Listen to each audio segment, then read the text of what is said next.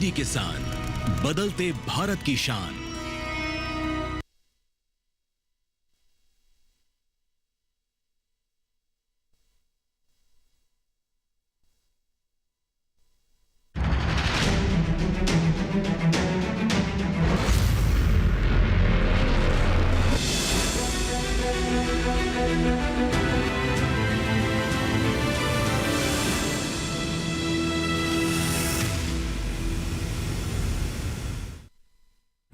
नमस्कार, आप सभी का बहुत स्वागत है। आप सभी देख रहे हैं दूरदर्शन किसान पर कार्यक्रम हेलो किसान और मैं हूं आपके साथ पुलकित शुक्ला।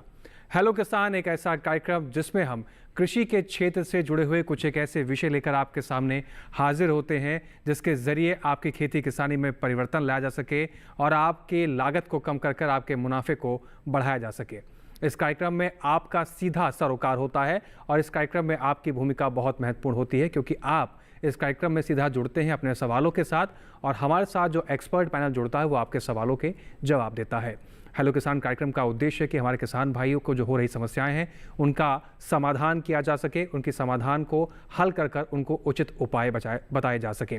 आज के हेलो किसान के इस कार्यक्रम में हम कौन से विषय पर चर्चा करेंगे, आइए एक बार विषय पर नज़र डाल लेते हैं। तो सबसे पहले विषय पर नजर डालेंगे, हर बार की तरह अलग अलग विषय हम लेकर आते हैं। आज का जो विषय है सब्जी मटर की अगेती बुआई कैसे करें, किन बातों का ध्यान रखें, साथ ही श्री अन्न की खेती कितनी महत्वपूर्ण है और जिस तरीके से हम देख रहे हैं कि बदलते परिप्रेक्ष्य में जिस तरीके से स्वास्थ्य समस्या आए दिन में हम लोगों को होती रहती हैं रोज़मर्रा के जीवन में, ऐसे में श्री अन्न कितना बड़ा महत्वपूर्ण योगदान निभा सकता है और कैसे हमारी दिनचर्या को बदलने में, हमारी स्वास्थ्य समस्याओं को खत्म करने में श्री अन्न की भूमिका रहती है। इन दोनों विषय से जुड़े हुए आपके कोई भी सवाल हैं या कोई भी आपके मन में संशय है तो आप सीधा इस कार्यक्रम से जुड़ सकते हैं।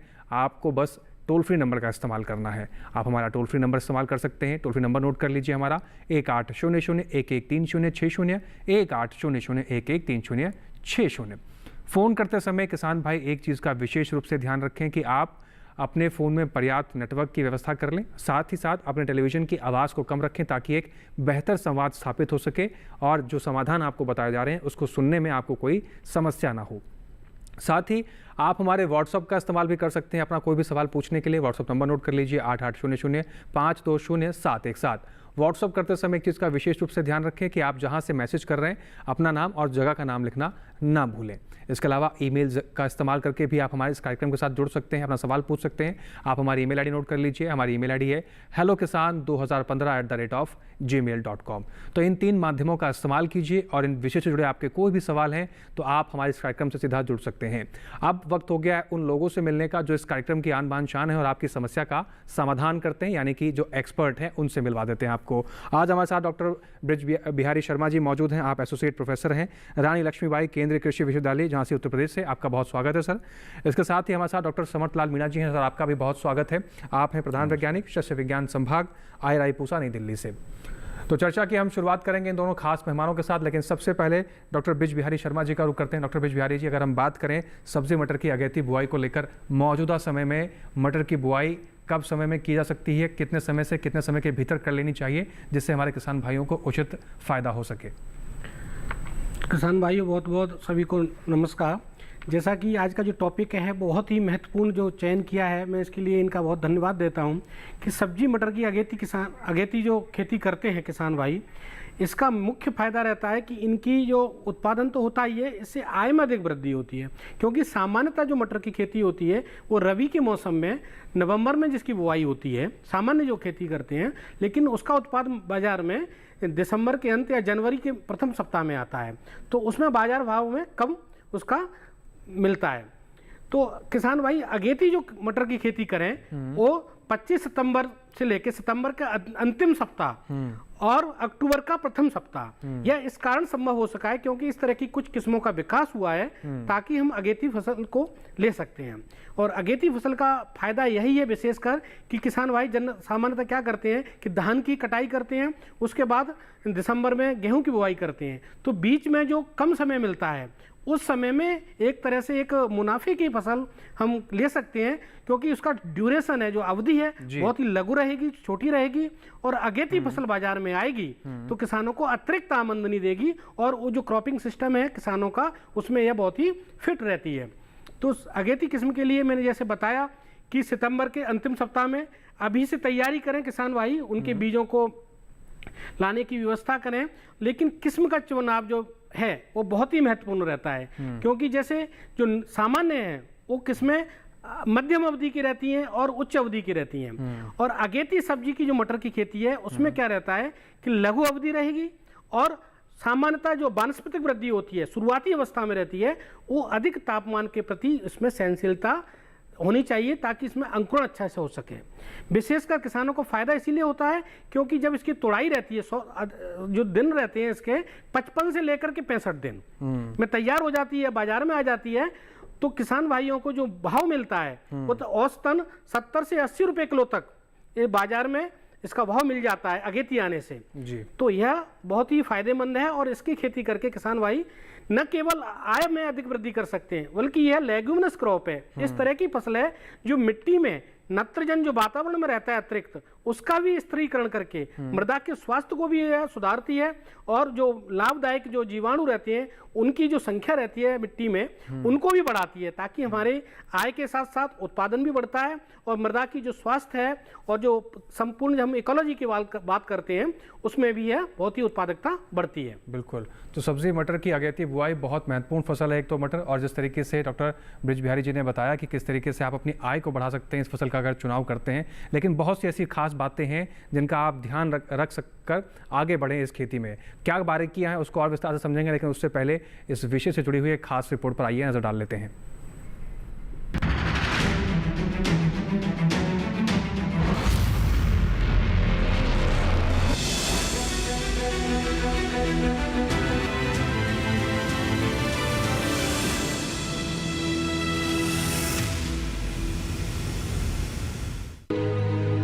अगेती मटर की बुआई सितंबर के आखिरी सप्ताह से लेकर अक्टूबर के मध्य तक की जा सकती है।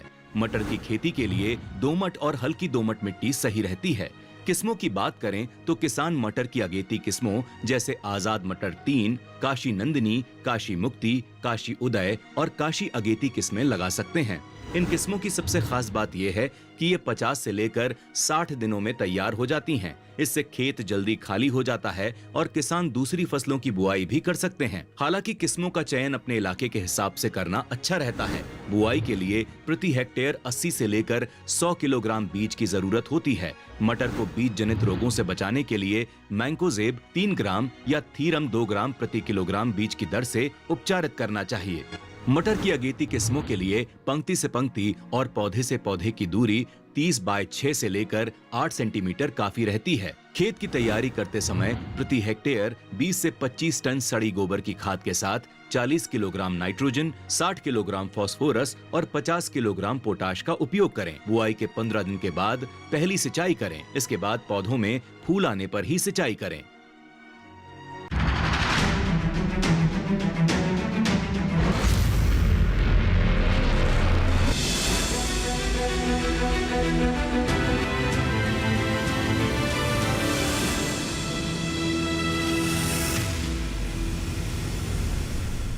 तो रिपोर्ट के जरिए हमने समझने की कोशिश की कि अगर आप मटर की अगेती बुआई करते हैं तो किन बातों का खास कर आप ध्यान रख सकते हैं ताकि आपको बेहतर फसल मिले और आपका मुनाफा भी बढ़े।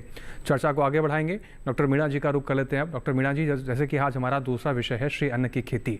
मौजूदा समय में अगर हम बात करें तो पिछले कई सालों से हमारे जो बुजुर्ग थे उसकी खेती करते आए, इसका सेवन भी करते थे, लेकिन बीच में कुछ ऐसे वर्ष हमने देखने को मिले कि हम इस फसल को भूलते चले गए थे।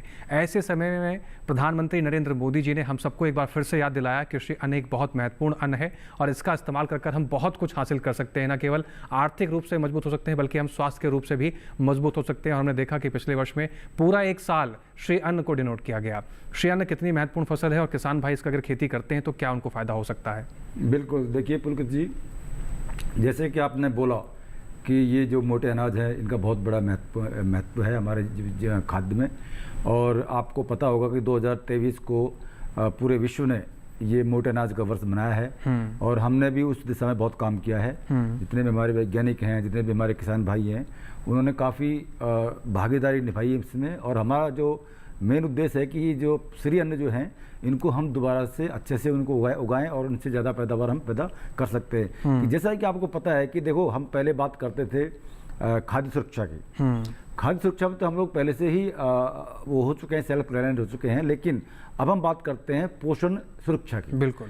तो खाद्य सुरक्षा अलग चीज़ है और पोषण सुरक्षा अलग चीज़ है। बिल्कुल। तो और जैसे कि आप जानते हो कि आज जो हमारे देश में पैदावार जो हो रही है उसमें खास बात है कि हमारे रसायनों का बहुत इस्तेमाल हो रहा है। बिल्कुल। उससे हमारी जो भूमि की जो स्वास्थ्य है वो बिगड़ता जा रहा है। तो इस कंडीशन में क्या होता है कि जो हमारी जो फसलें अभी ले रहे हैं हम लोग, जैसे गेहूँ हैं, चावल हैं, उनका परफॉर्मेंस इतना अच्छा हो नहीं रहा जितना हम चाहते थे। बिल्कुल। और दूसरी तरफ क्या होगी कि ओवरऑल जलवायु का परिवर्तन हो रहा है, यानी कि जो ग्लोबल क्लाइमेट चेंज है वो भी हो रहा है जी। तो अब हमको देखना होगा कि हमें किस दिशा में जाना है। तो जो श्री अन्न जो हमारी फसलें हैं वो मेरे ख्याल से इस समय में बहुत ही इंपॉर्टेंट हो जाती हैं, क्योंकि एक तो हमारा क्या है कि जमीन का जो स्वास्थ्य है वो बिगड़ रहा है, तो उसमें इनका बहुत बड़ा योगदान हो सकता है।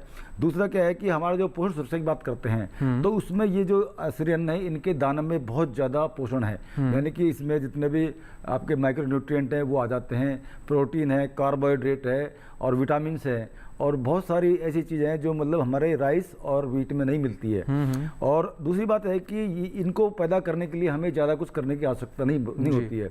जैसे कि आप जानते हो कि चावल को कितना पानी चाहिए, है ना, व्हीट को कितना पानी चाहिए, तो इन फसलों को बहुत ज़्यादा पानी की आवश्यकता नहीं है। कम पानी में भी कम उर्वरक का इस्तेमाल करते हुए, कम खाद का इस्तेमाल करते हुए इन फसलों को हम अच्छी तरह से उगा सकते हैं और इनका जो प्रोडक्शन है वो ज़्यादा बढ़ाया जा सकता है कम कीमत पर, कम लागत पर। तो जैसे कि आपको बताया कि हमारे प्रधानमंत्री का सपना है कि हमारे देश के जो किसान हैं उनकी आय दुगनी होनी चाहिए। बिल्कुल। तो आय दुगनी करने का तरीका यही होता है कि हमारी जो कॉस्ट ऑफ कल्टीवेशन कम हो जाए और हमारा जो उत्पादन है वो बढ़ जाए। तो हमारा खाद्य सुरक्षा हो जाएगा, साथ साथ क्या है कि हमारा जो पोषण सुरक्षा है उसकी भी हमको पूरी गारंटी इससे मिल जाती है।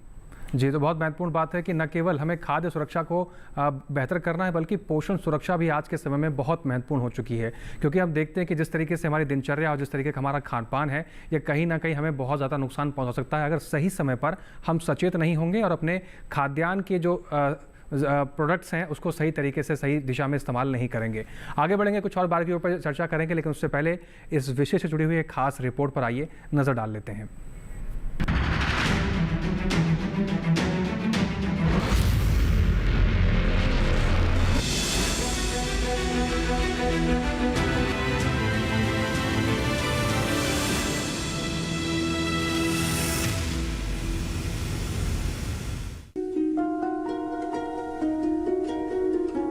श्री अन्न को ही मोटा अनाज भी कहा जाता है। श्री अन्न की खेती कम वर्षा वाले इलाकों में की जाती है। खास बात यह है कि इन फसलों में सूखा सहन करने की क्षमता होती है। श्री अन्न की खेती करने के लिए उर्वरकों और खादों की भी काफी कम जरूरत पड़ती है, जिससे लागत कम होती है। इसलिए श्री अन्न की खेती किसानों के लिए मुनाफे का सौदा साबित होती है।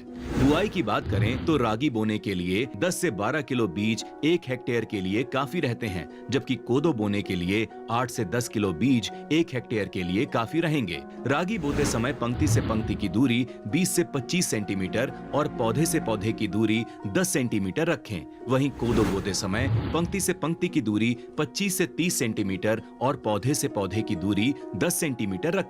बात अगर किस्मों की करें तो रागी की फूले कसारी KOPN 942 किस्म महाराष्ट्र में लगाने के लिए अच्छी है। रागी की बिरसा मारुआ 3 किस्म झारखंड में लगाने के लिए बेहतर है। GN 8 किस्म गुजरात में लगाने के लिए और बेगवती VR 929 सभी राज्यों में लगाने के लिए अच्छी किस्म है। कोदो की दाहोद कोदो ब्लॉइट 2 किस्म, ब्लॉइट 2 किस्म आंध्र प्रदेश, छत्तीसगढ़, गुजरात, मध्य प्रदेश और तमिलनाडु में लगाने के लिए बेहतर है, जबकि कोदो की RK 390 25 सभी राज्यों में लगा सकते हैं। कुटकी की बात करें तो इसकी BL 6 किस्म सभी राज्यों में लगाने के लिए बेहतर है, जबकि GB 2 किस्म गुजरात में लगाने के लिए अच्छी है।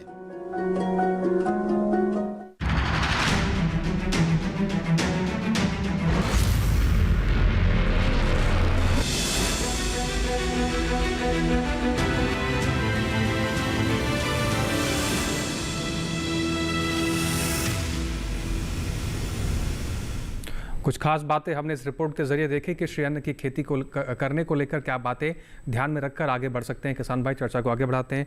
डॉक्टर ब्रिज बिहारी जी का रुख करते हैं, लेकिन उससे पहले एक दर्शक है हमारे साथ जो फोन लाइन के जरिए जुड़ गए हैं। नंदस्वरूप मिश्रा जी बाराबंकी उत्तर प्रदेश से हैं। नंदस्वरूप जी, अपना सवाल पूछिए। चलिए, संपर्क टूट गया है, कोई बात नहीं, आगे बढ़ते हैं, फिर से जुड़ने की कोशिश करेंगे। अगर आप हमें देख रहे हैं नंदस्वरूप जी, तो आप फिर से फ़ोन मिला सकते हैं। फिलहाल डॉक्टर ब्रिज बिहारी जी का रुख करते हैं हम। डॉक्टर ब्रिज बिहारी जी, जब हम मटर की खेती की बुआई कर रहे हैं अगेती किस्मों की, तो खेत की तैयारी बहुत महत्वपूर्ण होती है। खेत की तैयारी किस प्रकार से करनी चाहिए, कितनी गहरी जुताई होनी चाहिए और कैसी मिट्टी होनी चाहिए, इसके बारे में थोड़ा सा विस्तार से बताइए हमारे किसान भाइयों को। जी, किसान भाइयों को सबसे पहले क्या है कि जो अभी के समय चल रहा है, सितंबर का पहला सप्ताह चल रहा है और बुवाई आपको अंतिम सप्ताह में करनी है, तो खेत की गहरी जुताई करें और जो मिट्टी है वो दोमट मिट्टी हो, जिसमें कि पानी न भर पाए। कई बार बारिश हो जाती है, पानी भर जाता है, तो उसका थोड़ा जल निकास की उचित व्यवस्था करें और पीएच मान है वो 6 से 7 के बीच में रहे मिट्टी का, वो सबसे बढ़िया रहेगा। और किसान भाई क्या करें, विशेषकर जो सामान्य सीजन में करते हैं और जो अगेती करते हैं, अगेती में जो बिजाई है, बीज बोना है, उनको वो रेज्ड बेड बनाएं, जिसको कहते हैं उठी हुई क्यारियां, या जो बेड्स बना करके उन पर बोएं। उससे बोने से क्या होता है, यदि बारिश भी हो जाती है, क्योंकि अभी बारिश की आगे बीच में सितंबर में, अक्टूबर में फर्स्ट सप्ताह में हो गई तेज, तो उसमें क्या है, जल भराव नहीं होगा, पौधे सड़ करके पीले पड़ जाते ज़्यादा पानी पड़ने से। तो उठी हुई क्यारियों में बनाएं। और दूसरा क्या करना है किसान भाइयों, कई बार क्या होता है कि बीज का जो किस्मों का चयन करना है, तो जैसे अभी हमने बताया कि शुरुआती अवस्था में एक बीमारी आती है जिसको कहते हैं उकठा रोग, जिसको जीवाणु जो कि कवक से फैलता है और उसमें पत्ते क्या पीले पड़ने लगते हैं। तो उसके लिए प्रतिरोधी किस्मों का चयन करें। कुछ संस्थानों ने इसके लिए किस्में विकसित की हैं, जैसे कि पूसा श्री, भारतीय कृषि अनुसंधान संस्थान नई दिल्ली से विकसित किस्में हैं पूसा श्री, जिसमें कि फ्यूजेरियम बिल्ट उकठा जो बीमारी होती है, इसमें पत्ते पीले पड़ जाते हैं और मरने लगते हैं, मुरझा करके गिर जाते हैं, उसके प्रति इसमें सहनशीलता है। पूसा प्रबल करके है। तो इस तरह की किस्मों का चयन करें। और यदि इस तरह की किस्में नहीं है और दूसरी भी ले रहे हैं, यदि नहीं ले पा रहे हैं, तो उनमें बीज का उपचार जरूर करें, क्योंकि इस तरह के जो जैविक रहते हैं उनसे बीज का उपचार करेंगे तो उसमें क्या रहता है कि उनको बीमारी को पनपने नहीं देते हैं, उसको कम कर देते हैं। और दूसरी जो तैयारी है, कई बार क्या करते हैं किसान भाई, पानी नहीं देते, जिसको कहते हैं पलेवा लगाना। अगेती फसल में पलेवा लगाना बहुत जरूरी हो जाता है, क्योंकि खेत की बुवाई कर दी आपने और बाद में पानी दिया, तो क्या है कि सॉइल में क्रस्ट फॉर्मेशन जिसको कहते हैं कि तो उसकी जो सॉइल की सतह है मिट्टी की, जिसमें क्या है कि पपड़ी जम जाती है, तो बीज का जो अंकुरण है वो प्रभावित हो जाता है। तो किसान भाई क्या करें कि खेत में पहले पानी दें, इसको पलेवा करना कहते हैं, उसके बाद उसकी गहरी जुताई करें। और जब अंतिम जुताई करने जा रहे हैं, तो जैसे मैंने बताया कि नत्रजन की मात्रा इसमें कम डालते हैं हम जी, तकरीबन 30 से 40 किलोग्राम, और जो फास्फोरस है वो 50 किलोग्राम और पोटास है वो भी 50 से 60 किलोग्राम रखते हैं। तो नत्रजन इसमें क्या है, आधी मात्रा नत्रजन की और फास्फोरस की पूरी मात्रा और पोटास की पूरी मात्रा खेत की अंतिम जुताई से पहले मिट्टी में अच्छे से मिला लें और उसको बुरबुरा करके अच्छे से उसको तैयार कर लें। तो इसके बाद क्या होता है कि जब बिजाई की बात आती है, तो किसान भाई जैसे बीज के उपचार की बहुत जरूरी है, क्योंकि बीज जब लेकर के आएंगे तो तापमान क्या है, सितंबर और अक्टूबर के पहले सप्ताह में तकरीबन 30 से ऊपर रहता है। तो इस तरह की जो किस्में होती हैं उसमें अंकुरण को प्रभावित करता है उच्च तापमान। लेकिन हम अगेती फसल ले रहे हैं ताकि मुनाफा कमा सकें, तो बीज दर सामान्य जो फसल है उसकी तुलना में यहाँ पर अधिक रहती है। सामान्य किस्में हम बीज दर रहती है प्रति हेक्टेयर के हिसाब से 80 किलोग्राम तक। तो यहाँ किसान भाई क्या करें, 100 किलो से लेकर के 120 किलोग्राम प्रति हेक्टेयर के हिसाब से बीज दर को थोड़ा सा अधिक रखें, ताकि अंकुरण क्षमता यदि उसमें कम भी आ रही है तो उसमें क्या है, जो प्लांट की पॉपुलेशन है, पौधों की जो संख्या है प्रति हेक्टेयर में वो बनी रहे। और विशेषकर इसमें जो कि पंक्ति से पंक्ति की दूरी की बात करते हैं, लाइन टू लाइन करते हैं, तो इसमें 30 से सेंटीमीटर का ध्यान रखें और पौधे से पौधे की दूरी है वो 6 से 8 सेंटीमीटर के आसपास डॉक्टर वो रखें। जी डॉक्टर ब्रिज बिहारी जी, आपने बहुत महत्वपूर्ण जानकारी बताई कि शुरुआती तैयारी किस प्रकार से होनी चाहिए। कुछ और बारीकियों को हम आपके पास लौटेंगे और आपसे समझेंगे, लेकिन उससे पहले यहाँ समय की मांग है कि एक छोटा सा ब्रेक ले लिया जाए। तो सभी दर्शकों से हम कहेंगे आप बने रहें कार्यक्रम हेलो किसान के साथ, और अपना कोई भी सवाल है तो टोल फ्री नंबर व्हाट्सएप के जरिए भी आप अपने सवाल पूछ सकते हैं। लौट रहे हैं एक ब्रेक के उस पार।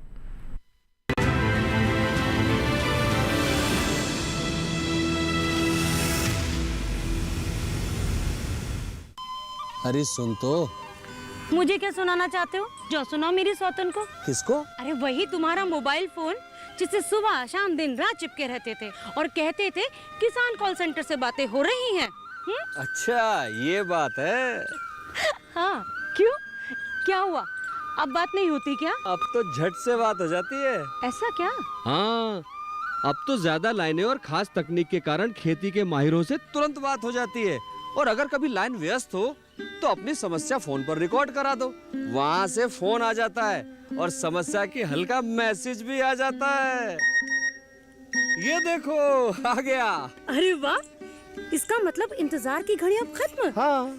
तभी मैं सोचूं कि आजकल मुझ पर इतना प्यार क्यों आ रहा है। कृषि संबंधी समस्याओं का अपनी भाषा में तुरंत हल पाने के लिए पूरे भारत में किसी भी फोन से हेल्पलाइन नंबर पर संपर्क करें। किसानों का दोस्त किसान कॉल सेंटर।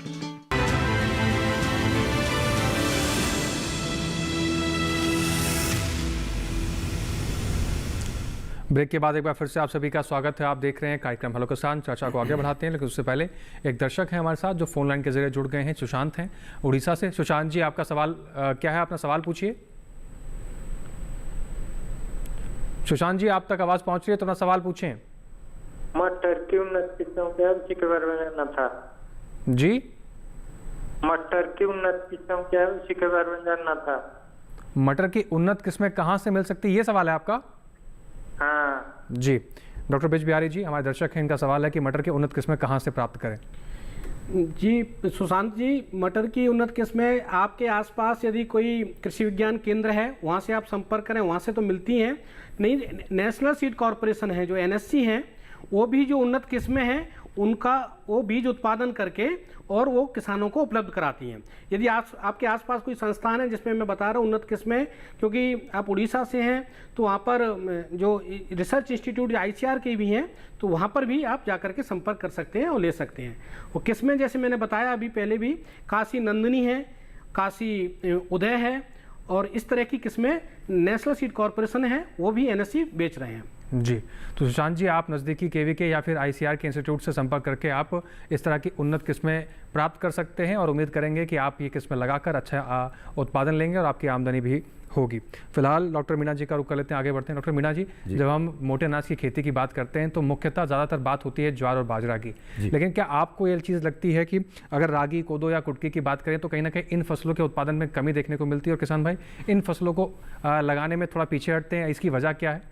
हाँ, देखिए, जैसा कि आपको पता है कि जो ये मोटे अनाज हैं ये हमारे पूरे भारत देश में उगाए जाते हैं और सभी जो मोटे अनाज हैं वो लगभग खरीफ के मौसम में उगाए जाते हैं। यानी कि जब मानसून आता है देश में तो इनकी खेती की जाती है और ये वर्षा आधारित फसलें होती हैं, इनमें कोई सिंचाई की व्यवस्था करने की आवश्यकता नहीं होती है। जैसे कि आपने बताया कि बाजरा है, ज्वार है, ये तो बहुत पहले से लोगों ने करते आ रहे हैं और इनको इसलिए भी करते हैं कि इनकी जो पोटेंशियलिटी है यानी कि जो प्रोडक्टिविटी है पर हेक्टेयर वो थोड़ी ज़्यादा है, क्योंकि ये थोड़ा सा मतलब जो मोटा अनाज है उनकी श्रेणी में ये सबसे ऊपर आते हैं, क्योंकि इनका उत्पादन क्षमता जो है प्रति हेक्टेयर या प्रति इकाई ऑफ यूनिट जो है लैंड वो ज़्यादा है।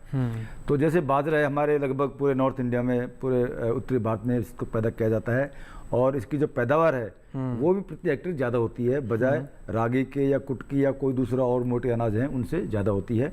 और दूसरी बात है कि बिल्कुल ये अंतर है थोड़ा सा कि ज्वार बाजरा का जो पैदावार है वो दूसरी मोटे अनाज की फसलों से ज़्यादा होता है।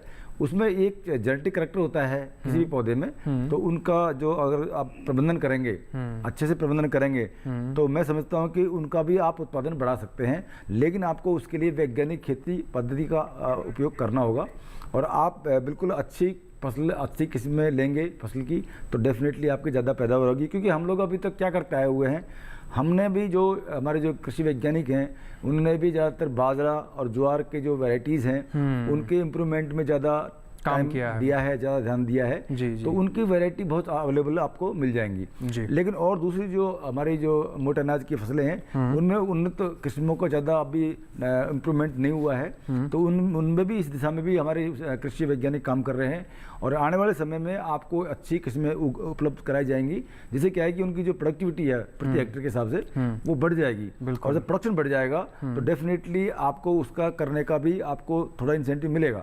और ये मैं कह सकता हूँ कि उनकी उत्पादन क्षमता कम हो सकती है, लेकिन उनकी जो क्वालिटी है, उनकी जो डिमांड है मार्केट में वो ज़्यादा है, बहुत कहीं ज़्यादा है। जैसे रागी है, रागी को लोग मेडिसिनल प्लांट के रूप में भी उगाते हैं, और बाजरा की जो उपज है उसकी उपज कम होती है, लेकिन बाजरा ज़्यादा होती है, उसके बावजूद भी उसका मार्केट वैल्यू ज़्यादा है, तो उसकी आमदनी ज़्यादा हो सकती है। तो इसलिए ये जो दूसरे वाले जो माइनर आपके जो मिलेट्स हैं, मोटे अनाज हैं, इनको भी बराबर तवज्जो दी जाए। जी, कुछ और बारीकियां हैं इन्हीं विषय से जुड़ी हुई जो आपसे हम जानने की कोशिश करेंगे, लेकिन उससे पहले दर्शक हैं कैलाश जी हैं उज्जैन मध्य प्रदेश से, उनका रुख कर लेते हैं। कैलाश जी अपना सवाल पूछिए। कैलाश जी अपनी टेलीविजन की आवाज़ कम कर लीजिए, आपसे निवेदन है, फिर अपना सवाल पूछें। जी सर नमस्कार। नमस्कार। हमारे यहाँ पे मतलब मटर की बुआई करते हैं तो अंकुरण के बाद वो पौधे सूख जाते हैं जी, और इसके पश्चात अपन ने देखा गया है मटर में कि इल्ली की शिकायत बहुत आती है और फूल भी झड़ते हैं। जी, डॉक्टर ब्रिज बिहारी जी इनका सवाल है कि इनके मटर की फली सूख जाती है और इल्ली की शिकायत इनको आती है। जी कैलाश प्रजापति जी, आप जब अगेती खेती कर रहे हैं, जैसा हमने पहले ही सावधानी में बताया है कि अगेती किस्में जब करते हैं तो उसमें उकठा बीमारी आती है, जिसको कहते हैं फ्यूजेरियम बिल्ट, एक कवक रहता है फ्यूजेरियम, उसकी तरफ से आती है। तो उसमें क्या रहता है, जो अंदर पौधे के अंदर जहाँ से जल सम्वहन होता है, पानी को अंदर अवशोषण करती हैं जड़ें, वहाँ वो क्या है कवक उसको वृद्धि करके बंद कर देते हैं। तो पौधों को क्या ना तो अवशोषण न्यूट्रेंट जो पोषक तत्व है उनको अवशोषित कर पाते हैं और पीले पड़ने लगते हैं। आपको क्या करना है, इसके लिए बीज का उपचार बहुत जरूरी है, क्योंकि इस कवक जो फ्यूजेरियम कवक है जिससे कि उसको खत्म किया जा सके, तो इसके लिए कार्बेंडाजिम 1 ग्राम लेना है और 2 ग्राम थायरेम, 3 ग्राम आपको जो फफूंदनाशक हैं उनको लेकर के 1 किलो बीज के दर से इस बीज का उपचार करें। और बीज का उपचार करने के बाद आप लगाएंगे तो इसमें काफ़ी आपको इसमें समस्या से आपको निजात मिलेगी। और दूसरी चीज़ है कि आप उठी हुई बेड पे लगाएं, रेज्ड बेड क्यारियों में लगाएं, ताकि कवक है जो मृदा से उसमें ट्रांसफर न हो पाए। और जो महत्वपूर्ण चीज है उसमें हम बात करते हैं क्रॉप रोटेशन, जिसमें कहते हैं कि दूसरे खेत में फसल की बुवाई। यदि आपने पिछले साल जिस खेत में मटर की खेती की है वहां इस तरह की आती, क्योंकि इस तरह की जो बीमारी है पीले पड़ना शुरुआती अवस्था में वो मृदा जनित बीमारी है। तो आप एक बार अपना खेत चेंज करके बदल करके दूसरे खेत में लगाएंगे और उसमें हम ज्यादातर क्या करते हैं अनाज वाली फसलें लगाएं, जैसे कि आपने गेहूं लगा दिया, धान लगा दिया, जिसमें तो उससे क्या रहते हैं कि वो कवक वहां खत्म हो जाते हैं और दूसरी खेत में इस तरह की समस्याएं नहीं आएंगी। और महत्वपूर्ण जिसमें क्या होता है, कई बार क्या होता है कि कीड़ा भी काटता है, जिसमें कि स्टेम फ्लाई कहते हैं, तना मक्खी। तो यह आप देख कर एक बार देख लें पौधे में, यदि आप जड़ से उसको उखाड़ के देखोगे और जड़ को ऐसे वर्टिकल रूप से ऐसे उसको चीड़ कर देखोगे तो वहां पे मैगट रहता है, छोटा सा कीड़ा। यदि इस तरह की समस्या भी आती है अगेती खेती में, तो इस तरह की खेती में आती है तो उसके लिए आपको जो इंसेक्टिसाइड्स दवाएं हैं वो डालनी पड़ेंगी, क्योंकि पीला पड़ना ये लक्षण दोनों से आते हैं, उकठा बीमारी से भी आते हैं और जो तना मक्खी है जिसको स्टेम फ्लाई कहते हैं उससे भी आते हैं। तो उसके लिए जो दवा है फिप्रोनिल करके आती है, जिसमें आप बचाव के तौर पे अभी 5 किलोग्राम प्रति एकड़ के हिसाब से खेत की जब अंतिम तैयारी करें तो खेत में मिलाएं। तो मुझे उम्मीद है कि आगे आप इसको यदि फॉलो करेंगे तो आगे इस तरह की समस्याओं से आप निजात पा सकते हैं। जी, तो कैलाश जी आप इस तरीके की जो समस्या का सामना कर रहे हैं, डॉक्टर ब्रिज बिहारी जी ने आपको समाधान बताया, इसका इस्तेमाल कर आप अपनी मटर की अच्छी फसल ले सकते हैं। आगे बढ़ते हैं, डॉक्टर मीना जी का एक बार फिर से रुख करते हैं। डॉक्टर मीना जी, आपने बताया कि जो बाकी हैं ज्वार बाजरा के हटकर जो फसलें हैं, चाहे वो रागी हो, कोदो, कुटकी हो, उसके पर अभी शोध चल रहा है। लेकिन मौजूदा समय की स्थिति की अगर हम बात करें तो अभी कितनी किस्में हमारे पास हैं जो किसान भाई लगा सकते हैं? साथ ही जो आपने कहा कि इन फसलों का चुनाव हम करते हैं, इन फसलों को जहां पर कम पानी की व्यवस्था हो या फिर कम पानी की जरूरत होती है उन क्षेत्रों में लगाया जाता है। क्या इन फसलों को हम दक्षिण भारत में भी लगा सकते हैं, क्योंकि वहां पर असमय बरसात का मौसम हमेशा देखने को मिलता रहता है? जी, बिल्कुल अच्छा प्रश्न पूछा आपने। देखिए, मोटे अनाज की खेती आज से नहीं, ये आदिकाल से होती आ रही है और इंडिया में नहीं, भारत में नहीं, ये पूरे विश्व में होती है। और विशेष करके जो सब ट्रॉपिकल या ट्रॉपिकल रीजन है वहाँ तो इनकी खेती बहुत ज़्यादा होती है। जैसे मैं बात करूँ अफ्रीकन कंटिनेंट है, वहाँ पे इनकी खेती बहुत शुरू से हो रही है और अभी भी वो लोग करते हैं। और हमारे देश में भी मध्य भारत में, उत्तरी भारत में और दक्षिणी भारत में ये सभी जगह इनकी खेती होती है। कहीं बाजरा ज़्यादा हो रहा है तो कहीं ज्वार ज़्यादा हो रही है, कहीं रागी हो रही है तो कहीं कुटकी हो रही है, कहीं सावा है, तो कहीं दूसरी मोटे अनाज की खेती हो रही है। हो रही सब जगह ही है। और ये जब मानसून आता है यानी खरीफ का जब मौसम आता है तब इनकी खेती की जाती है। जैसे कि आपने बताया कि जो किस्में हैं, उन्नत किस्में हैं, उनका कितना अभी तक हुआ है, तो मैं बता दूं आपको लगभग सभी मोटे अनाज की जो खेती हमारे देश में होती है उन सभी फसलों में उन्नत किस्मों का हमने विकास किया है। और हमारे पूरा ICR जो सिस्टम है उसके काफ़ी ऐसे इंस्टीट्यूट्स हैं जहाँ पे इनकी जो वैरायटी है इनका इम्प्रूवमेंट किया जाता है। जैसे कि मैं बता दूं आपको, हमारा एक इंस्टीट्यूट है हैदराबाद में है, वो मिलेट पे ही बेस्ड है, यानी कि मोटे अनाज का ही एक इंस्टीट्यूट अलग से। तो वो लोग भी डिफरेंट तरह के अलग अलग मोटे अनाजों की जो किस्में हैं उनका विकास कर रहे हैं। और दूसरा हमारा कई इंस्टीट्यूट हैं, लुधियाना में भी है, कोई साउथ इंडिया में भी है, धारवाड़ में भी है, कुछ और भी जगह काफ़ी इंस्टीट्यूट्स हैं जहाँ ये खेती इनकी की जा रही है। लेकिन मैं बता दूँ आपको, जैसे ज्वार बाजरा, इनमें तो आपको ढेर सारी वैरायटी मिल जाएगी एरिया के हिसाब से भी और उनकी क्वालिटी के हिसाब से भी, क्योंकि ये सिर्फ दाने के लिए नहीं, ये चारे के लिए भी उगाई जाती हैं। जी। तो चारे की वैरायटी अलग होती हैं और दाने की वैरायटी अलग होती हैं। तो सभी मोटे अनाज की जो फसलें होती हैं उनमें सभी तरह की अलग अलग किस्में अभी तक की हुई है। और जैसे रागी है, रागी में भी बहुत सारी जो उन्नत किस्में हैं उनका विकास हो चुका है। और जैसे आपको बता दूं मैं, जैसे काकुम है जिसको हम बोलते हैं फॉक्सटेल मिलेट्स, इसमें भी बहुत सारी वैरायटी है। जैसे उसमें एक SIA 326 नाम की वैरायटी है जो बहुत फेमस है। दूसरा क्या है कि HMT 100 है, ये भी बहुत अच्छी वैरायटी है जो जल्दी पक जाती है। और ऐसे जैसे आपको चीना जिसे बोलते हैं प्रोसो मिलेट, उसमें भी एक बहुत अच्छी वैरायटी है जो कि तमिलनाडु एग्रीकल्चर यूनिवर्सिटी ने निकाली है, वो है 202 और 151। तो तमिलनाडु में यानी कि हमारे जो दक्षिणी भारत के जो राज्य हैं उनमें भी इनकी सबकी खेती की जाती है। इसलिए जो प्रोसो मिलेट है, कोडो मिलेट है, इनकी खेती वहाँ अच्छे से वो लोग करते हैं। बाकी हमारे मध्य भारत में जैसे मध्य प्रदेश है, छत्तीसगढ़ है और झारखंड है, राजस्थान है, गुजरात है, इनमें भी बहुत मतलब मात्रा में रागी की फसल हो रही है और दूसरी जो फसल है वो भी वहाँ पे होती है। और सावा तो हमारे पहले भी बहुत हुआ करता और आज भी सावा को लोग गांव में बहुत ज़्यादा पैदा करते हैं। और आपने सुना होगा मतलब पुलकित जी की सावा की जो खीर है वो बहुत ही टेस्टी होती है, क्योंकि उसमें न्यूट्रिशन बहुत ज़्यादा होता है। तो ये जितने भी जो हमारे जो मोटे अनाज हैं इनके जो दाने होते हैं, इनका अगर हम उपयोग करेंगे खाने में तो आपको बिल्कुल आपको पोषण की आपको पूरी शिक्षा की गारंटी ये देते हैं। जी, बहुत सही जानकारी आपने और बहुत रोचक जानकारी डॉक्टर मीना जी आपने बताया दर्शकों को। एक दर्शक है हमारे साथ जो फोन लाइन के साथ जुड़ गए हैं, जगवीर सैनी जी हैं। सैनी जी अपना सवाल पूछिए। हेलो, नमस्कार सर जी। जी नमस्कार सर जी, मैं ग्राम कांकरिया तहसील खातेगांव जिला देवास मध्य प्रदेश से जगदीश सैनी बात कर रहा हूँ। जी अपना सवाल पूछिए। सर जी, मेरा सवाल ये है कि मटर में शुरुआती दौर में किस दवा से उसको बीज को उपचारित करें और इसके बाद में कितने दिनों के बाद में उसमें सिंचाई करें? मेरा ये 2 सवाल है। जी जगदीश जी, आपके दोनों सवाल को हम शामिल कर लेते हैं। डॉक्टर बिज बिहारी जी का रुख करते हैं। डॉक्टर बिज बिहारी जी, बीज उपचार करने के लिए कौन सी दवा का इस्तेमाल करें और सिंचाई की विधि जानना चाहते हैं, सिंचाई की प्रक्रिया कितने दिन में होनी चाहिए और कब कब होनी चाहिए? जी जगदीश सैनी जी, बहुत अच्छा क्वेश्चन पूछा, क्योंकि कई बार क्या करते हैं हम पहले बीज को बिना उपचार के ये कर देते हैं तो उसमें नुकसान हो जाता है। तो जैसे मैंने पहले भी बताया कि 2 ग्राम थीरम जो दवा आती है कवकनाशी और उसके साथ कार्बेंडाजिम 1 ग्राम 3 ग्राम ये लेकर के 1 किलो बीज के साथ इसको बीज से उपचार कैसे करना है कि पहले पानी के थोड़ा सा छिड़काव कर लेना है और फिर दवा को उसके ऊपर बुरक देना है ताकि उसके ऊपर एक कोटिंग जैसे परत हल्की सी वो बन जाए। यदि आप रसायन के साथ साथ आप जैविक भी यूज करना चाह रहे हैं तो जैविक को बाद में कर सकते हैं, जिसमें आता है ट्राइकोडर्मा विरिडी।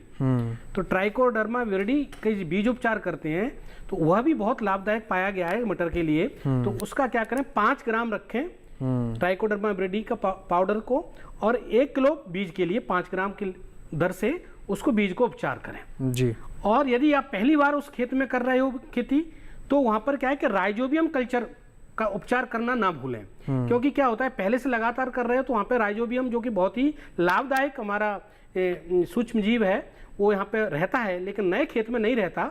तो राइजोबियम क्या करेगा, जो वातावरण में नाइट्रोजन है उसकी जड़ों को फिक्सेशन करके स्थिरीकरण करके पौधे की उत्पादकता बढ़ाएगा।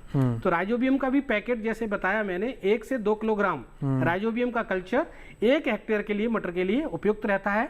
और इसको क्या करें राइजोबियम को करने के लिए कि 1 लीटर पानी लें जिसमें कि 200 ग्राम गुड़ लें और गुनगुना करके पानी को गुड़ में घोल जी। लें और उसमें राइजोबियम के पैकेट को डाल लें जी। उसके बाद उसको जब हम बीज के उपचार करते हैं तो उसके ऊपर उसको बुरकाव करें, एक पतली सी परत राइजोबियम की बन जाए और उसको छाया में सुखाएं। जी। लेकिन ये जरूर ध्यान रखें कि क्या होता है कि किसान भाई किस सीक्वेंस में करें।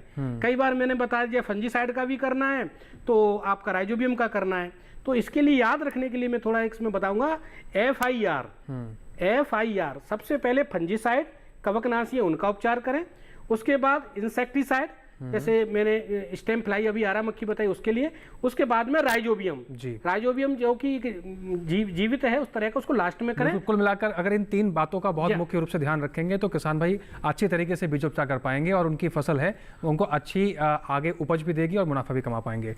तो जगदीश सैनी जी, आप इस तरीके से इन 3 चीज़ों का ध्यान रखकर बीजोपचार कर सकते हैं और आपको अच्छी फसल मिलेगी। फिलहाल यहाँ समय की मांग है, एक छोटा सा ब्रेक लिया जाए। आप बने रहें और देखते रहें कार्यक्रम हेलो किसान।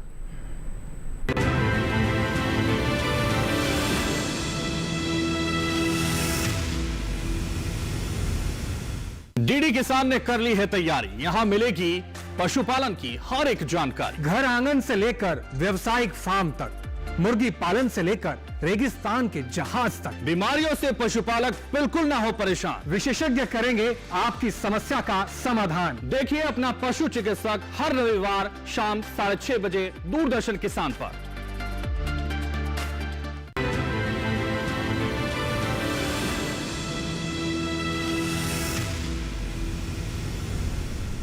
ब्रेक के बाद एक बार फिर से आप सभी का स्वागत है। आप देख रहे हैं कार्यक्रम हेलो किसान। 2 महत्वपूर्ण विषय पर चर्चा हो रही है और इन दोनों विषय से जुड़े आपके कोई भी सवाल हैं तो लगातार toll free number, WhatsApp number screen पर फ्लैश किया जा रहा है। आप अपने सवाल इन तीनों माध्यमों से हमसे पूछ सकते हैं। डॉक्टर मीना जी का रुख करते हैं। डॉक्टर मीना जी, अगर हम बात करें मौजूदा समय की स्थिति के बारे में तो मोटे अनाज को लेकर क्या मौजूदा समय स्थिति है और किसानों की जो इस फसल से जुड़े हुए हैं, उनकी खेती कर रहे हैं, उनकी क्या स्थिति है और आगे की उनके लिए क्या रणनीति होनी चाहिए? बिल्कुल, देखिए अभी महीना सितंबर का शुरू हो चुका है और हमारे देश में जब बारिश आई मानसून की तो वो लगभग जून के पिछले लास्ट सप्ताह में आ चुकी थी और जुलाई के प्रथम सप्ताह में ज़्यादातर किसान भाइयों ने खरीफ की जो फसलों की बुआई है वो कर दी थी। तो मैं समझता हूँ कि इस समय जो हमारी जो मोटे अनाज की जो फसलें हैं वो करीब 2 महीने की हो चुकी हैं और इस समय किसान भाइयों ने पूरा ध्यान रखा होगा कि उनमें खरपतवार ना हो और पूरा जो पोषक तत्व प्रबंधन है उसका पूरा ख्याल रखा हो गया होगा। और अभी जो आप जो पूछ रहे हैं कि भाई किस समय क्या कंडीशन होगी इस समय खेत में, क्या कि मोटे अनाज कैसे होंगे, तो मोटे अनाज की जो फसल है इस समय 2 महीने की हो चुकी है। तो कहीं कहीं तो बालियाँ निकल रही हैं और कहीं अभी पोटे पे आ रही हैं हमारी फसलें और अब उनमें क्या है कि स्टेम का इलॉन्गेशन शुरू हो गया है और अब वो क्या है कि वेजिटेटिव जो हमारी जो है ना वानस्पतिक वृद्धि है वो काफ़ी हद तक हो चुकी है। अब उसमें जो दूसरी अभी वृद्धि होगी वो गुणवत्ता वाली होगी, यानी कि इसमें अभी फूल आएंगे, उसके बाद प्रजनन होगा, फिर उसके बाद उसमें दाने लगेंगे। तो यानी कि ज्वार बाजरा की मैं बात करता हूँ तो इस समय हमारे जो बाजरा है उसमें उनकी जो बालियाँ हैं वो बाहर निकल गई हैं जी। और दूसरे जो हमारे मोटे अनाज है उनमें भी काफ़ी हद तक मतलब कि हो सकता है कि कहीं उनमें जो उनकी जो बालियाँ हैं वो निकल गई हों, जैसे फिंगर मिलेट है, रागी जो हमसे बोलते हैं, तो उनमें भी इस समय वो शुरुआत हो चुकी है। तो इस समय जो स्थिति एक क्रॉप की ये होगी कि अभी इस समय क्या है कि कहीं कहीं बहुत ज़्यादा बारिश हो रखी है और कहीं बहुत कम हो रखी है। तो मैं समझता हूँ कि जो उत्तरी भारत है उसमें ज़्यादा बारिश हो चुकी है, तो किसान भाइयों को देखना पड़ेगा कि उनके खेत में पानी ज़्यादा देर तक भरा नहीं रहे। क्योंकि कई बार क्या होता है ना, जब अगर बारिश ज़्यादा हो जाती है और पानी अगर आपके खेत में 40 घंटे से ज़्यादा यानी कि 48 घंटे ज़्यादा पानी भर जाता है तो वो फसल के लिए नुकसानदायक हो सकता है जी। तो किसान भाइयों को मैं ये सलाह दूंगा कि इस समय जो स्थिति ये है कि बारिश ज़्यादा हो रही है तो आप बिल्कुल आपके खेत से जो पानी की निकासी है उसका प्रबंधन ज़रूर कर लें और जहाँ बिल्कुल बारिश नहीं हुई है वहाँ सिंचाई की व्यवस्था अगर कर सके तो कर लो, बाकी तो अभी इसकी आवश्यकता उनको पड़ती है नहीं, क्योंकि ये जो फसलें होती हैं इनमें सबसे कम पानी की आवश्यकता होती है। और आने वाले समय में देखना होगा कि कोई उसमें हानिकारक कीट या कोई हानिकारक रोग तो नहीं लगा है। तो किसान भाइयों को चाहिए कि वो हमेशा अपने खेत पर जाएँ, वहाँ देखें कि कोई फसल को कोई हानिकारक कीट या कोई रोग ज़्यादा क्षति तो नहीं पहुंचा रहा है। तो अगर इस तरह के आपको लगता है, अंदेशा है, तो आप उसका प्रबंध तुरंत करें, क्योंकि जब फैल जाएगा रोग, जब कीट ज़्यादा हो जाएंगे तो फिर उसके बाद कंट्रोल करने का कोई इसमें फ़ायदा नहीं होगा। तो इसलिए प्रिकॉशन रखना पड़ेगा। और प्रिकॉशन रखने के बाद पहले यह है कि आपको जब भी आप फील्ड में जाएंगे तो अगर आपको जो भी हानिकारक कीट लगे, या तो उसको बाहर निकाल दें, या फिर ज़्यादा मात्रा में अगर कीटा का प्रकोप हो गया है तो उस समय 1-2 आप इंसेक्टिसाइड का इस्तेमाल आप कर सकते हैं। लेकिन ये फसलें ऐसी होती है, इनमें हानिकारक कीटों का प्रकोप कम ही होता है। जी। दूसरा क्या है कि इसमें रोग भी कम लगते हैं, क्योंकि ये जितनी फसलें रोगरोधी होती हैं। जी, तो मौजूदा समय में ये किसान भाई ये सावधानियां बरत के चल सकते हैं अगर उन्होंने मोटे अनाज की खेती कर रखी है। फिलहाल एक दर्शक हैं, सुरेश हैं उज्जैन से। सुरेश जी का रुख कर लेते हैं। सुरेश जी, अपना सवाल पूछिए। सुरेश जी, अपने टेलीविजन की आवाज़ को कम कर लें, फिर अपना सवाल पूछें। सुरेश है उज्जैन से। सुरेश जी का रुख कर लेते हैं। सुरेश जी, अपना सवाल पूछिए। जी नमस्कार सर। जी, अपनी टेलीविजन की आवाज़ कम कर लीजिए पहले तो। सुरेश जी, अपनी टेलीविजन की आवाज़ को कम कर लें, फिर अपना सवाल पूछिए। जी सर, मुझे मटर के संबंधी में जानकारी लेना थी कि मटर की कौन सी वैरायटी इस वक्त लगाई जाए। जी, तो सुरेश जी उज्जैन से हैं। डॉक्टर ब्रिज बिहारी जी, इनका सवाल है कि कौन सी वैरायटी को ये चूज़ करें। सुरेश जी, अभी तो सप्ताह में, जैसे मैं सितंबर के पहले सप्ताह में तो अभी कोई भी मटर की किस्म जैसे आप लगाओगे तो अंकुरण नहीं होगा। जैसे हमने पहले भी बताया है कि 25 सितंबर के बाद आप अक्टूबर के मध्य अक्टूबर तक लगाएं। और जैसे उज्जैन की जो जलवायु भौगोलिक जो इस तरह का वहाँ पर वातावरण वो है, जलवायु है, तो वहाँ आप अक्टूबर के प्रथम सप्ताह में काशी नंदनी करके किस्में हैं, पूसा प्रगति किस्में हैं, इस तरह की किस्मों का चयन करें, वहाँ के लिए बहुत ही उपयुक्त रहेंगी। जी, तो सुरेश जी, आप इस तरीके से इस किस्म का चुनाव करके अपनी फसल को लगा सकते हैं। डॉक्टर ब्रिज बिहारी जी, अभी हमने जब कार्यक्रम की शुरुआत करी थी तो हमने रिपोर्ट में देखा कि आप फसल लगाने के बाद, बीज लगाने के बाद 15 दिन के बाद हमें यहाँ पर सिंचाई करनी चाहिए। मैं आपसे जानना चाहता हूँ कि कितने दिन में ये पूरी मटर की फसल तैयार हो जाएगी, साथ ही उस पूरे दौरान में कितनी बार हमें आवश्यकता पड़ती सिंचाई की। जी, जो सिंचाई का प्रबंधन है बहुत ही महत्वपूर्ण है, क्योंकि जल एक बहुत ही सीमित संसाधन है। बिल्कुल। ज़्यादातर हम जब फसलों का चुनाव करते हैं तो सबसे पहले हम सिंचाई की बारे में ध्यान रख करके कोई भी खेती करते हैं। तो जो सब्जी मटर की खेती है जिसमें बहुत ही कम सिंचाई की आवश्यकता होती है, तो यह बहुत ही खुशखबरी किसान भाइयों के लिए, क्योंकि इसमें क्या है कि 2 से 3 सिंचाई और इस चाहिए जो क्रांतिक अवस्थाएं हैं, क्योंकि उन अवस्थाओं पर सिंचाई देना अत्यंत आवश्यक है। नहीं तो क्या है कि फसल की बढ़वार है, वृद्धि है, वो प्रभावित हो जाती है। तो पहली अवस्था है जैसे 15 दिन बाद मैंने बताया, जैसे कि उसमें सिंचाई देना है। और जो दूसरी अवस्था है जब उसमें 50% तक फूल आ जाए, जिस खेत में आपने मटर बोई है वहाँ 50% तक पुष्पन आ जाए तो वहाँ पर दूसरी सिंचाई कर दें। और तीसरी सिंचाई है जब मटर में दाना भरने लगता है, जब मटर में फलियां आ जाती हैं और इसमें छोटे छोटे से जो हरे दाने हैं वो आना शुरू हो जाता है, तो वहाँ सिंचाई देना ना भूलें, वो आखिरी सिंचाई है, क्योंकि उससे कि दानों की बढ़वार होती है और जो फिलिंग कहते हैं पॉड फिलिंग, तो उसमें दानों का भराव है वो बहुत ही अच्छा होता है। तो यह 2 से 3 सिंचाई सामान्यतः, और गहरी सिंचाई ना करें कि खेत में क्या है कि पानी खुला छोड़ दिया, बहुत भर दिया, उससे क्या होता है कि इसके पत्ते पीले पड़ने लगते हैं। तो इसमें क्या करें, हल्की सिंचाई करें, लाइट इरिगेशन करें। और यदि आपके पास स्प्रिंकलर की व्यवस्था है, जिससे कि बहुत ही बौछार से पद्धति कहते हैं, तो कम सिंचाई दे करके आप बहुत ही अच्छी किस्म का चुनाव करके और अच्छी उत्पादन ले सकते हैं। जो समय की मैंने बताया, जो ड्यूरेशन है इसका, जो प्रथम तुड़ाई अगेती किस्मों की एक अतिरिक्त फायदा यह है कि इसमें तुड़ाइयाँ बहुत कम है, 1 या 2 तुड़ाई में ही खत्म हो जाती हैं, जबकि मध्य किस्में और पछेती किस्में हैं उसमें 2-3 तुड़ाई होती हैं। तो इसमें क्या है, एक बार में तुड़ाई 1-2 बार में हो जाती है। तो इसमें क्या है कि जो 65 दिन तक पहली तुड़ाई हो जाती है, 55 दिन से 65 दिन में, और दूसरी तुड़ाई 70वें दिन में। तो लगभग ये 55 से 65-70 दिन के तक इसका जो औसत जो इसका वो है समय काल है वो रहता है। और इसमें जो उत्पादन क्षमता है वो तकरीबन 100 से लेके 120 क्विंटल प्रति हेक्टेयर के हिसाब से इसकी उपज है। वो एक इसमें यदि आप सही तरीके से इसका प्रबंधन करोगे तो यह इतना उपज दे देती हैं, जो कि बाजार में नवंबर के प्रथम सप्ताह से लेकर के अंतिम सप्ताह तक रहती हैं। दिवाली दशहरा के आसपास जब बाजार में आती हैं तो इसका बाजार मूल्य बहुत अच्छा मिलता है। इसीलिए हम कह सकते हैं कि जो अगेती किस्में हैं, अगेती सब्जी की किस्में, वो किसानों की आय वृद्धि के लिए बहुत ही एक अच्छा एक माध्यम हो सकता है। किसान भाई इसको अपनाना चाहिए। जी, तो ये कुछ खास बातें हैं। अगर आप अगेती मटर की बुआई कर रहे हैं तो इन बातों का इस्तेमाल भी आप ध्यान में रख के कर सकते हैं और आगे बढ़ सकते हैं। फिलहाल एक दर्शक हैं जिनका रुख कर लेते हैं। जी, अपना सवाल पूछिए। इधर आगे अपना सवाल पूछिए। जी, मोटे अनाज के ताल्लुक से 1 हेक्टेयर में कितनी बीज लगाई जाए। जी, कौन सी फसल का चुनाव करना चाहते हैं आप? मोटे अनाज की। मोटे अनाज में कई अनाज आते हैं अतीक जी, कौन सा अनाज चुनना चाहते हैं आप?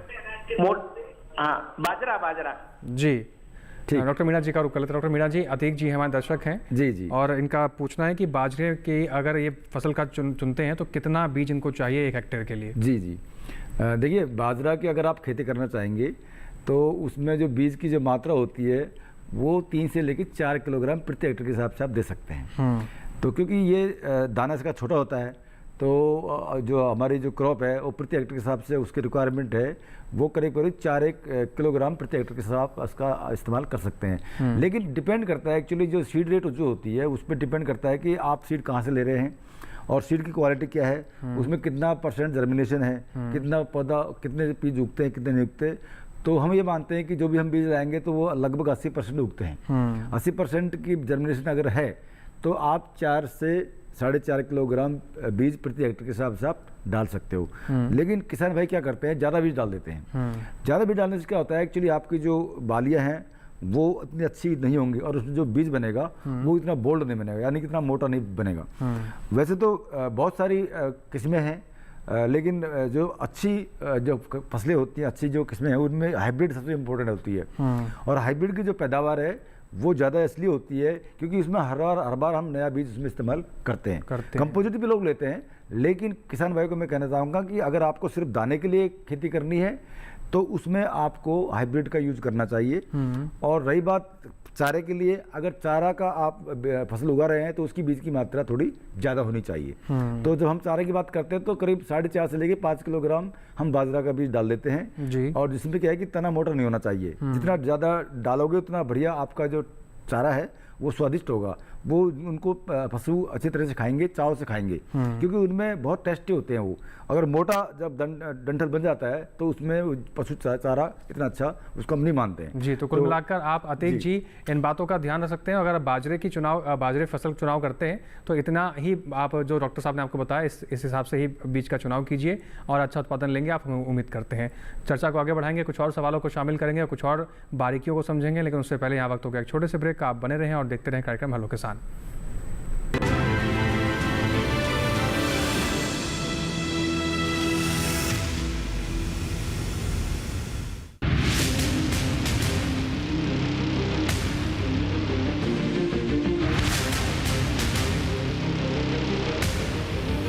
जब तपती है धरती, सूरज उगलता है आग, ठंड में जब सर्दी जमा देती सबके हाल, सब छुप जाते अपने अपने घरों में, तब बाहर निकलता सिर्फ एक इंसान, भरने के लिए हम सबका पेट, खून को पसीने की तरह देता बहा, थक जाता, झुलस जाता, हो जाता बीमार, तब उसकी सेहत का ध्यान रखता सिर्फ डीडी किसान।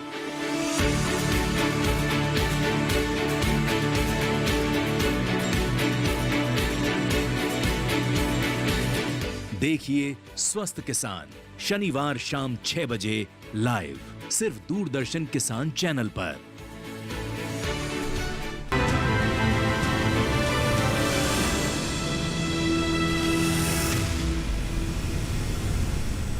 ब्रेक के बाद एक बार फिर से आप सभी का स्वागत है। आप देख रहे हैं कार्यक्रम हेलो किसान। फिलहाल एक दर्शक हैं, एक बार उनका रुख कर लेते हैं। जी, अपना सवाल पूछिए।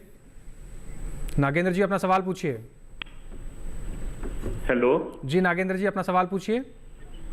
नमस्कार सर, मैं हिमाचल प्रदेश के मध्य क्षेत्र नागेंद्र सिंह नेगी बोल रहा हूँ, सरका घाट मंडी से। जी, मैं मध्य क्षेत्र से में जो हमारे यहाँ पर 2 बार मटर का बीज फेल हो चुका जी। 2 मट जमीन है, धानी जमीन है और उसमें मटर की खेती जो थी पहले बहुत बढ़िया होती थी। अब क्या हमें कोई बीज बदलना पड़ेगा, नई किस्म का कोई बीज लगाना पड़ेगा? क्योंकि हम पालमपुर यूनिवर्सिटी के गाइडेंस के मुताबिक जो है वो एग्रीकल्चर यूनिवर्सिटी के मुताबिक बीज बीजते थे, लेकिन 2 बार जो अब किसानों का मन थोड़ा, क्योंकि सर अपर जो बल्क क्षेत्र है या अपर सिराज या कुल्लू लाहौल स्पीति में मटर बहुत ज्यादा हो रहा है, लेकिन हमारे यहाँ पर फसल बार बार टूट रही है। क्या हम बीज खराब ले रहे हैं या और कोई वजह है जी? जी, बहुत लंबा सवाल आपने कर लिया नागेंद्र जी, लेकिन फिर भी डॉक्टर बिजबिहारी जी का रुख कर लेते हैं। डॉक्टर बिजबिहारी जी, क्या इनको खेत बदलना चाहिए या फिर कोई और समाधान है? जी नागेंद्र जी, जैसे कि आप बता रहे मंडी में हिमाचल में वहाँ की जलवायु कुछ अलग है यहाँ के जो नॉर्थ इंडियन प्लेन्स की तुलना में। तो वहाँ के अक्सर किसान क्या करते हैं कि साल में 2 बार मटर की खेती करते हैं, और कई कई जगह जो उच्च हिमालय पर जाते हैं तो वहाँ 3 बार करते हैं। तो जैसे हम यहाँ पर हम सलाह दे रहे हैं किसान भाइयों के अक्टूबर के प्रथम सप्ताह में करें या सितंबर के लास्ट में करें। वहाँ किसान भाई अगस्त में ही बुआई कर देते हैं। 15 अगस्त के आसपास जैसे मंडी में किन्नौर और ऊपरी हिमालय में जाते हैं तो अगस्त में करते हैं। तो आप क्या करें, ज्यादातर जो किस्में जो फैल हो रही हैं वो होती हैं उकठा बीमारी से, क्योंकि अगस्त में बरसात होती है और ज्यादातर फंगस का अटैक होता है। तो बीमारी जो बिल्ट बीमारी है वो उसमें आ रही है। तो उसमें क्या करना है आपको, जो प्रतिरोधी किस्में हैं जैसे मैंने बताया पूसा श्री करके आप एक बार ट्राई कर सकते हो, देख सकते हो, क्योंकि वो उकठा बीमारी के प्रति उसमें सहनशीलता है। बाकी जैसे पालमपुर कृषि विश्वविद्यालय आपके नजदीक आप बता रहे हैं, वहां से भी कई किस्में हैं। पालम त्रिलोकी करके विकसित है जो अगेती किस्में हैं, वो नई किस्में हैं, उसको भी आप देख सकते हो क्योंकि वो वहीं उसी क्षेत्र के लिए अनुशंसा की गई है। तो और बेहतर प्रबंधन जैसे मैंने पहले भी बताया कि ट्राइकोडर्मा ब्रिडी से बीज का उपचार करें और उसको राइजोबियम से करें और कार्बेंडाजिम से करें, ताकि उस फफूंदनाशक जो बीमारियों से जो उकठा बीमारी है उसकी वजह से मेन फेलियर आता है अगस्त वाली क्रॉप में। और जो आपकी दूसरी फसल है किसान भाई क्या करते हैं, नवंबर में लगाते हैं तो उसमें एक बार लगा देते हैं, फिर उसमें बर्फ गिर जाती है तो दिसंबर जनवरी में फसल क्या है बर्फ से ढक जाती है। और फरवरी में जैसे ही सूरज की किरणें खिलती हैं, थोड़ा धूप बदलते हैं तो बर्फ पिघलती है और फसल वृद्धि करती है। तो उस टाइम पे किसान भाइयों को पाउडरी मिल्डू चूर्ण लास्ता एक बीमारी आती है, तो उसके लिए प्रतिरोधी किस्में हैं जैसे पालम प्रिया, वहां के लिए पालमपुर विश्वविद्यालय से विकसित है। तो जो प्रतिरोधी किस्मों का चुनाव करें, मेरा सलाह यही रहेगा। और यदि खेत का भी बदल सकते हैं तो उसको भी बदलें, तो आपकी खेती बहुत अच्छे से हो सकती है। पुलकित जी, इसमें मैं ऐड करना चाहूँगा एक लाइन। जी डॉक्टर मीना जी, जैसे कि वो किसान भाई ने पूछा कि भाई हम लगातार इसमें मटर करते आ रहे हैं बहुत पहले से, और अब वो मटर वहाँ नहीं होता है। ये सही बात है, ऐसा होता है कभी कभी। हम लगातार अगर एक फसल करेंगे एक फील्ड में तो 3, 4, 5 साल के बाद उसमें क्या होता है उनकी जड़ों में कुछ ऐसे केमिकल्स मतलब बाहर निकलते हैं कि वो वहाँ का जो माइक्रो क्लाइमेट है वो उस फसल के लिए उचित नहीं हो पाता। और ये प्रॉब्लम कुकुरबिट्स में भी है। जैसे कहीं बहुत सारे टिड्डा होते थे, कई जगह मैंने देखा है राजस्थान में, एलोपैथी, हाँ, जो वो एलोपैथिक इफेक्ट होता है उसका, तो बाद में 3, 4 साल के बाद तो वहाँ होता ही नहीं है बिल्कुल ही। तो इसलिए आपको फील्ड को बदलना चाहिए या क्रॉप को बदलना चाहिए, बिल्कुल ऐसा करना जरूरी है। इसलिए बोलते हैं क्रॉप रोटेशन बहुत जरूरी है। जी डॉक्टर मीना जी, साथ ही मैं आपसे एक सवाल और भी जानना चाहूँगा कि जैसे हमने मोटे अनाज की खेती पर हम बात कर रहे हैं, क्या जो केंद्र सरकार है वो तो तैसे तमाम योजनाएं चलाती हैं, राज्य सरकारें भी क्या ऐसी योजनाएं चला रही हैं जिससे किसान भाई लाभ ले सकते हैं मोटे अनाज की खेती करते हुए? क्या उनको कुछ सहायता प्रदान की जाती है राशि के तहत में कि आप खेती कीजिए, आपको प्रोत्साहन दिया जाएगा या फिर इस तरीके से मदद की जाएगी सरकार द्वारा? जी बिल्कुल, बहुत बढ़िया प्रश्न पूछा है। देखिए, गवर्नमेंट ऑफ इंडिया चाहे स्टेट गवर्नमेंट, दोनों ही गवर्नमेंट एक्चुअली क्या है कि हमारी जो खेती है उस पर बड़ा ध्यान दे रही है आज की। जैसे आप बात करते हैं जैविक खेती की, आप बात करते हैं प्राकृतिक खेती की, और मोटे अनाज का तो हमने बिल्कुल 2023 को बनाया ही है, पूरे साल सबने सेलिब्रेट किया है। बहुत सारे हमारे जो सिंपोजियम कॉन्फ्रेंस वगैरह बहुत हुई है और इसमें अवेयरनेस हमने किसान भाइयों को बताया कि भाई इनका क्या महत्व है। तो उस महत्व को बढ़ाने के लिए गवर्नमेंट ऑफ इंडिया ऑलरेडी काफ़ी स्कीम रखी हुई है, और ऐसे स्टेट गवर्नमेंट उन्होंने भी इसको प्रमोट करने के लिए बहुत सारी स्कीम रखी है। वो चाहे जैविक खेती की स्कीम हो चाहे आपकी प्राकृतिक खेती की स्कीम हो, क्योंकि हम चाहते हैं कि कहीं ना कहीं कोई न कोई कंपोनेंट में आपका मोटे अनाज की एक फसल जरूर उसमें आप उगाएं, चाहे वो रोटेशन में उगाएं, चाहे क्रॉप सीक्वेंस में उगाएं, चाहे आप इंटरक्रॉपिंग में उगाएं, लेकिन एक मोटे अनाज की आप फसल जरूर उगाएं, चाहे खरीफ में उगाएं चाहे रबी में उगाएं। लेकिन मोस्ट ऑफ जो हमारी मोटे अनाज की जो फसल है वो खरीफ की होती है, और इंसेंटिव के रूप में कई स्टेट गवर्नमेंट्स एक्चुअली किसानों को कुछ फंडिंग भी करती है, इंसेंटिव देती है।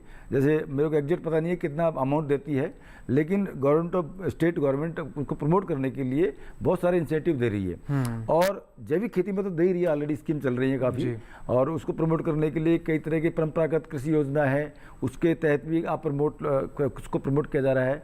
और ऐसे ही जैसे मैं बात करता हूँ जैविक खेती की, जैविक खेती में भी बिल्कुल ये इन क्रॉप का बहुत बड़ा योगदान हो सकता है, क्योंकि इनको ज़्यादा केमिकल की आवश्यकता नहीं पड़ती है, ना तो ये ज़्यादा इनको पोषक तत्व की ज़्यादा आवश्यकता पड़ती है, ना ही इनमें कोई ज़्यादा हानिकारक कीट लगते हैं, और ना ही इनमें कोई रोग ज़्यादा लगते हैं, तो इसलिए इनमें केमिकल्स का इस्तेमाल कम होता है। तो ये फसलें हैं जो मतलब हमारे जैविक खेती और प्राकृतिक खेती के लिए बहुत बेस्ट हैं, जो कि हमारी जो सरकार है वो कर ही रही है। जी डॉक्टर बेजबिया बिहारी जी का रुख कर लेते हैं। डॉक्टर बीज बिहारी जी, समय की समाप्ति की और समय बढ़ रहा है और हम आपसे बहुत संक्षिप्त में आप जानना चाहेंगे कि सारी चीज़ों पर हमने बात कर ली। अगर हम बात करें कि अब मटर की तुड़ाई को लेकर, मटर की तुड़ाई करते हुए किन बातों का ध्यान रखने, थोड़ा संक्षिप्त में बताइएगा। और साथ ही कैसे पहचाने कि मटर हमारी तुड़ाई के लिए तैयार हो चुकी है, फिर मार्केट ले जाने के लिए क्या क्या पैकिंग का किस तरह से रहना चाहिए, भंडारण व्यवस्था किस प्रकार से होनी चाहिए? जी, मटर की तुड़ाई के लिए जैसे कि मैंने बताया, किस्म जैसे कोई किस्म 55 दिन में तैयार हो जा रही है, 60 दिन में तैयार हो जा रही है, तो और फसल जो आपकी फली है, वो फली में क्या है कि आप ऊपर से ही देखेंगे बाहर से, तो उसमें दाना भर जाना चाहिए। पॉड फिलिंग स्टेज है, दाना उसमें काफ़ी भरा हो, वो आप जब फील्ड में जब विजिट करते हैं, देखते हैं, तो उसमें आ जाता है। और उसके बाद उसमें क्या है कि कई बार जिसको हम हार्वेस्ट करते हैं, तो सुबह के समय उसको हार्वेस्ट करें।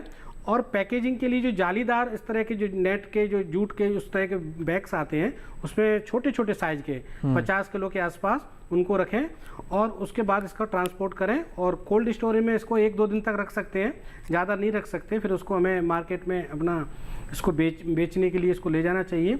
और विशेषकर इसमें क्या होता है कि जब तुड़ाई करते हैं, तो इसमें क्या है कि खुरच जैसे सतह होती है, तो उसमें कोई ब्रुशिंग और इस तरह के कुछ निशान न पड़े, जो कि क्या करते हैं कि उसकी जो आकर्षकता है मटर की जो फलियों की, वो उसमें थोड़ा सा मार्केट में उसकी वैल्यू है वो कम हो जाती है। तो इसीलिए इसको मैनुअली तुड़ाई करते हैं, मैनुअली पिकिंग करते हैं। अभी इस तरह में मशीनों के द्वारा तुड़ाई की अभी हमारे भारत देश में व्यवस्था नहीं है, तो मैनुअली इसकी तुड़ाई करें और उसी से किसान भाई इसको अच्छे से मुनाफे के साथ बेच सकते हैं। जी, तो अगर आप मटर की अगेती बुआई कर रहे हैं तो इन बताई गई सभी बातों का विशेष रूप से ध्यान रखें। और साथ ही श्रेय अन्न की खेती आप करना चाहते हैं तो अपार संभावनाएं हैं, आपकी लागत कम होगी, आपका मुनाफा बढ़ेगा। न केवल आप आर्थिक रूप से मजबूत होंगे बल्कि आपके स्वास्थ्य से रूप से भी आप अपने आप को मजबूत कर सकते हैं अगर श्रेय अन्न की खेती से आप जुड़ते हैं या फिर श्रेय अन्न के उत्पाद का आप सेवन करते हैं। डॉक्टर बीज बिहारी जी, कीमती समय निकालकर आप स्टूडियो में आए और आपने बहुत सारी महत्वपूर्ण सलाहें हमारे किसान भाइयों के लिए साझा की, उसके लिए आपका बहुत शुक्रिया। डॉक्टर मीना जी, आपने भी समय निकालकर स्टूडियो पहुंचे और बहुत सारी महत्वपूर्ण जानकारी आपने बताई, उसके लिए भी आप दोनों मेहमानों का बहुत शुक्रिया। धन्यवाद। उम्मीद करते हैं किसान भाई इन सभी जानकारियों का सही तरीके से उचित समय पर लाभ उठाएंगे। इसके साथ ही आज के हेलो किसान कार्यक्रम में बस इतना ही, लेकिन अगले कौन से विषय हैं ऐसे जिस पर हम चर्चा करेंगे, जिसमें आप अपने सवाल पूछ सकते हैं। आइए एक बार उस विषय पर भी नजर डाल लेते हैं। हेलो किसान कार्यक्रम में अगले जो अंक रहेंगे चर्चा करने के, सोयाबीन की खेती और फूलों की खेती, इन दोनों विषय से जुड़े आपके कोई भी सवाल हैं तो आप हमारे ईमेल आईडी का इस्तेमाल कर अपने सवालों को हम तक पहुंचा सकते हैं। आप हमारी ईमेल आईडी का नोट कर सकते हैं। हमारी ईमेल आईडी hellokisan2015@gmail.com। साथ ही आप हमारे डीडी किसान के कॉल सेंटर पर भी फ़ोन कर अपने सवाल, अपने जो भी संशय है आप दर्ज करा सकते हैं। आप हमारे डीडी किसान का कॉल सेंटर नंबर नोट कर लीजिए 1800111360, जो कि सोमवार से शनिवार सुबह 6 बजे से रात के 10 बजे तक खुला रहता है। इसके साथ ही जो दर्शक हमारे इस कार्यक्रम में देर से जुड़ते हैं या फिर इन सभी बातों को दोबारा से सुनना चाहते हैं तो आप हमारे YouTube चैनल पर आप जा सकते हैं। आपको करना बस इतना है कि टेलीविजन स्क्रीन पर दिखाए जा रहे QR कोड को स्कैन करना है, सीधा आप डीडी किसान के YouTube चैनल पर पहुंच जाएंगे और इस कार्यक्रम में दिखाई गई सभी जानकारियों को कहीं भी किसी भी वक्त बैठकर देख सकते हैं और अपने आसपास के किसानों को भी दिखा सकते हैं। इसके साथ ही आज के हेलो किसान कार्यक्रम में बस इतना ही। फिर से हाजिर होंगे नए विषय के साथ, नए मेहमानों के साथ, नई जानकारियों के साथ। आप बने रहें डीडी किसान के साथ, सीखते रहें, आगे बढ़ते रहें और हमें दीजिए इसी के साथ इजाज़त। नमस्कार।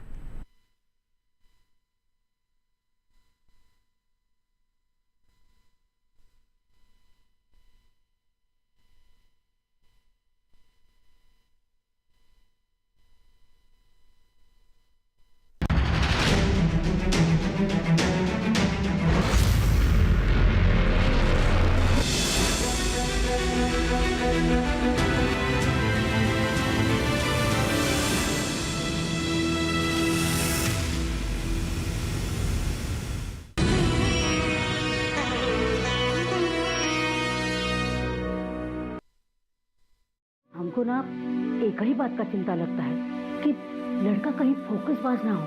तो ये बात पता करने का बस एक ही उपाय है मम्मी, लड़की राकेश मिलन बिफोर मैरिज। देखते हैं अब कौन रोकता है।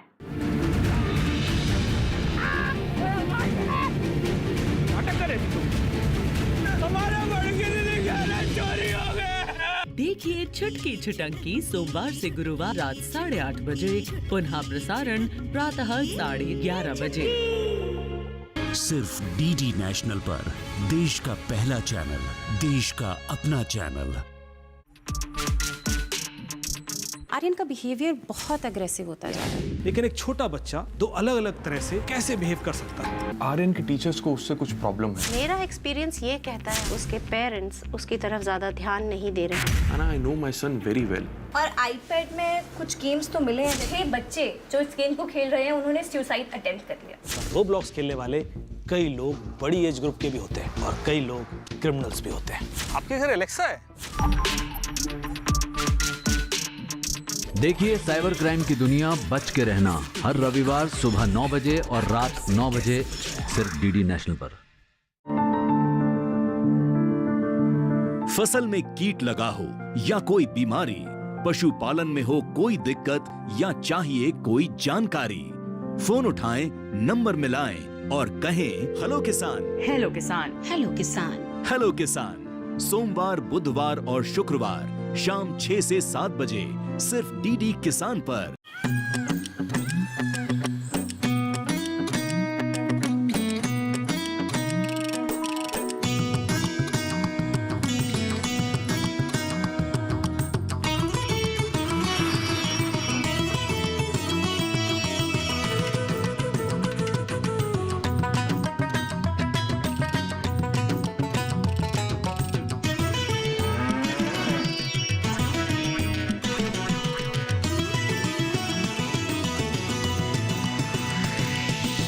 डीडी किसान, बदलते भारत की शान।